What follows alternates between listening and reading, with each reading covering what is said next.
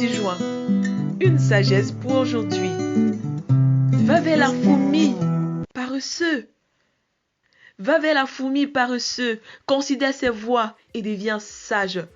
Proverbe 6, verset 6. Dans ce verset, le parent sage veut communiquer la valeur du travail acharné à son fils. Au travers de l'image de la fourmi, il veut défier son fils à s'autodiscipliner et à être actif au lieu de s'agiter. Qu'est-ce que la paresse? La paresse est une tendance poussée au repos prolongé ou à l'inaction qui fait qu'on ne puisse pas remplir ses responsabilités en temps opportun. Quelques traits du caractère paresseux. Il se croit sage à ses propres yeux. Il a peur de s'engager dans quoi que ce soit. Il réussit toujours à trouver une raison pour remettre à plus tard. Il éprouve beaucoup de désirs, mais ne fait rien pour les combler. Il passe le clair de son temps allongé à dormir, à visionner et à grignoter. Il commence quelque chose, mais ne l'achève pas. Il aime manger sans rien faire, murmurer et calomnier. Est-ce que nous nous reconnaissons dans l'un de ces traits de caractère? Comment comptons-nous nous en défaire? L'ingratitude et le mensonge sont deux choses qui accompagnent généralement le paresseux.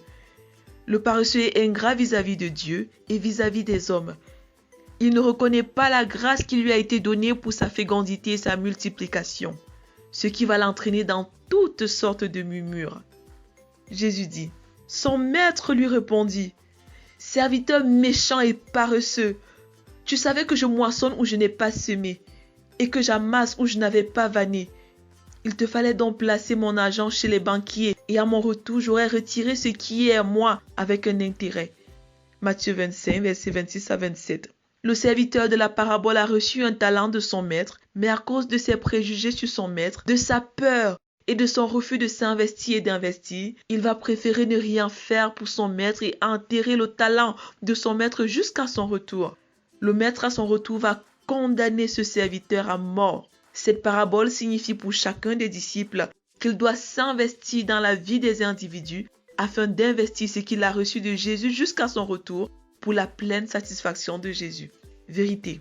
Dieu ne tolère aucun prétexte pour ne pas faire des disciples jusqu'à son retour. Application. Grandir dans mon identité de disciple et dans ma mission de faire des disciples jusqu'à ce que Jésus revienne. Qu'avez-vous reçu et qu'êtes-vous en train d'investir pour votre maître? Recommandation. Ayez du zèle et non de la paresse. Soyez fervents d'esprit. Servez le Seigneur.